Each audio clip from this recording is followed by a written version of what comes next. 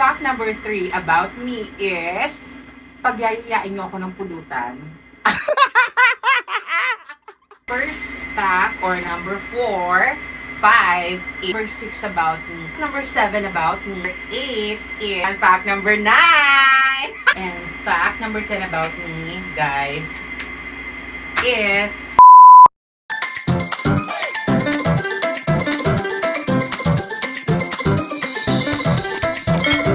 hello, kumusta kayo lahat? Ako nga po pala si Angel, and today I'm going to share to you 10 facts about me while doing my go-to look. First fact, or number 1 is, I am a dancer. So, dancer po ako, pero sa school hindi ako sumasayaw. Ayan. Hindi ako sumasayaw kasi wala na pong salamin dito. So, ayun na nga guys, dancer ako, pero hindi ako sumasayaw sa school.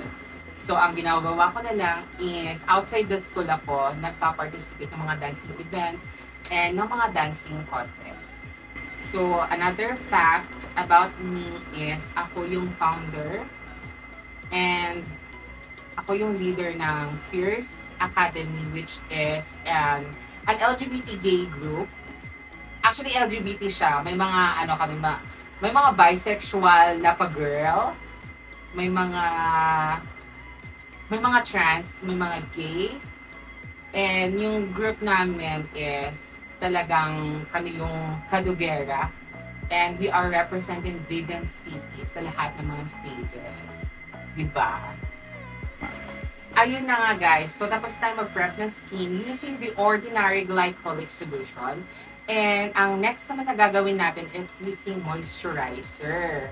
So this moisturizer doesn't only moisturize your skin, pero soothing gel din po siya guys. As in, sobra. Ayan, ilagay lang natin siya sa ating face. And fact number 3 about me is, pagyayayain niyo ako ng pulutan.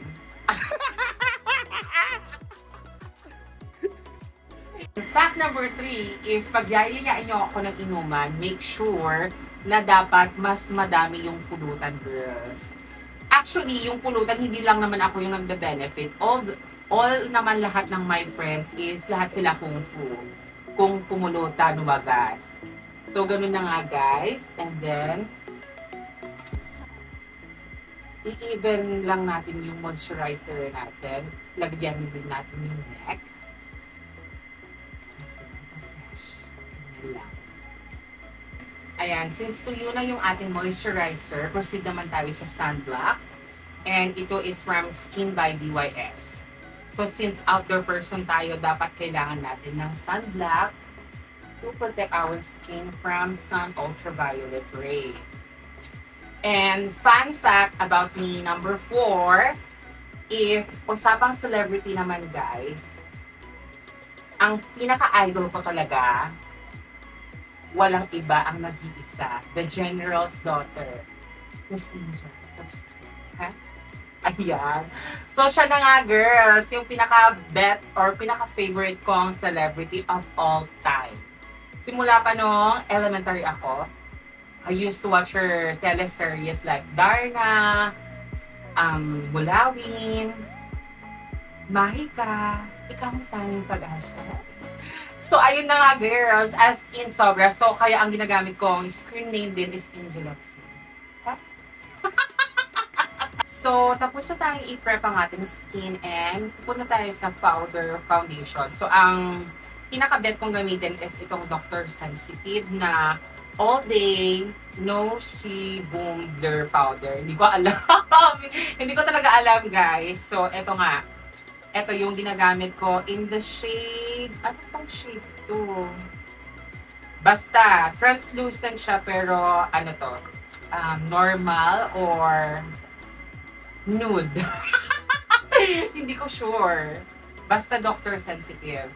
And ito, pag go to look ko, more on powder lang ako guys. Parang ginagawa ko lang siyang setting. And fun fact number 5 is, ang alam ng iba, hindi na ako nag-aaral. Pero nag-aaral talaga ako. As in, I'm still a student.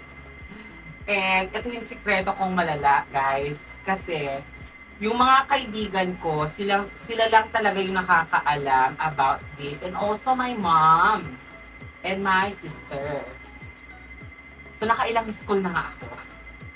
From UNT, nag-Divine Word College ako, and Ilocos Supertechnic School, State College, Narvacan Campus ako. And, ito yung malala doon, guys. Hindi isa, hindi dalawa, hindi tatlo, hindi apat. Maraming courses. Maraming courses na ako nakuha.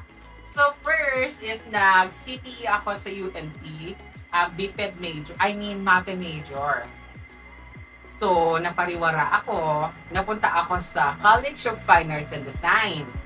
Ang kinuha ko doon is interior designing. So, I stayed there for 3 years. And napariwara ulit ako. So, I took visual communication ulit. Pero sa still in line with fine arts, visual communication, VISCOM yung tawag doon. And then, parang I stayed there for 2 years. And then, napariwara ulit ako, girls. Hindi ko alam.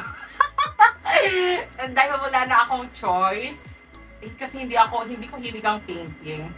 So, I moved again to another course. Still sa UNT, pero Bachelor of Public Administration. I stayed again there for 3 years. Ayan, 3 years ulit tayo sa public administration. Pero hindi natin siya kayang tapusin kasi hindi naman tayo politician, di ba? Hindi natin yung pangarap. And then after that, nag-transfer school na ako sa Divine. So, ang kinuha ko doon is Bachelor of Secondary Education, major in Filipino. Since hindi naman tayo magaling sa Filipino, nag-shift tayo sa English major. And since iisa naman yung teacher natin sa English, shift or transfer na naman tayo sa Narvacan. And finally, eto na nga guys. Ang course ko ngayon is still education, pero ang major ko na is physical education. And hoping guys na matapos ko na siya this year kasi pagod na ako. More than 10 years na po tayong nag-aaral. Diba? Ang lala. As in, kung isasabak tayo sa doctoral, baka wala silang binatbat sa atin girls. Feeling ko less than 20 years na tayong nag-aaral. So buong buhay ko, wala akong ibang ginawa kundi mag-aral. Yun lang. And after natin gumamit ng powder is, dadako na tayo sa ating blush on. And yung go-to look ko when it comes to blush on is pinkish-pinkish lang para Barbie girl. And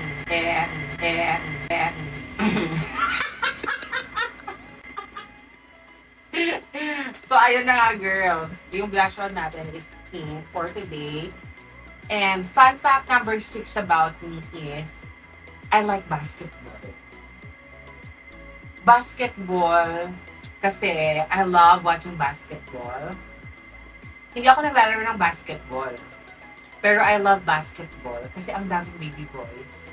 As in sobra. Doon ko nakita yung mga yung mga baby boys like from Bulala and sa Amigable. Ako'y kinikilig, bakit kayo lumalapit, ako'y nanginginig. Meron din dito, hindi ko alam. Oh my gosh, that's a doggy. And yun na nga guys, marami akong crush na baby boys na basketball player. Kaya bet na bet kong nanonood ng basketball. Actually, minsan hindi ko maintindihan yung mga rules and regulations na although nag-aaral ako ng PE. Siguro kasi more on nakafocus ako sa baby boys kasi ang pupogi talaga nila. Especially sa mga players ng mga second district. Grabe mga te, ang baby boys nila. Pak, ganun. So, ayun na nga, tapos na tayo mag-blush on. And next na gagawin natin is eyeshadow. So, ako, personally, ang eyeshadow ko lang talaga is, I use my bare hands na lang. Ayan. And I like nude na lang sa aking lids kasi pinkish na yung aking blush and ginagawa ko siyang brown. Nilalagay ko din siya dito. And fun fact number 7 about me is, I am a hair and makeup artist. At the same time, pageant handler din ako. Since alam niyo naman na nag-aaral pa ako, and kasi the reason why is, ang tagal-tagal ko na nag-aaral, pero maraket talaga ako, girls. So, parang sometimes, nakafocus ako sa racket dance school. Pero, nag-aaral naman ako ng mabuti. Pero, hindi lang ako masipag mag-aral. Ayan, so, down na tayo sa ating last 3 facts about me. So, siguro kanina puro amats-amats lang tayo, girls. Pero ngayon, may mga seryosong facts naman about me. And facts number 8 is, I am the Present Maris Ambassador of Maris Ayat Incorporated.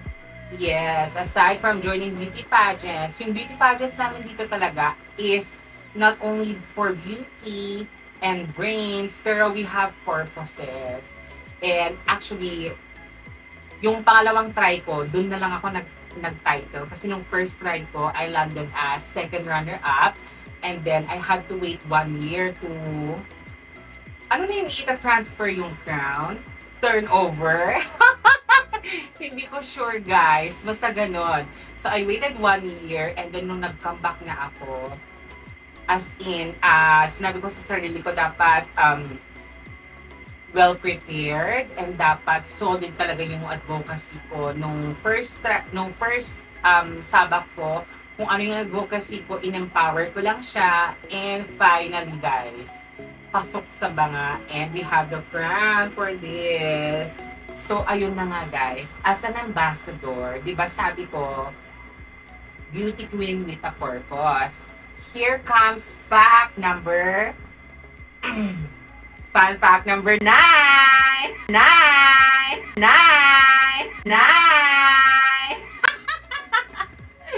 So, ayun na nga, guys.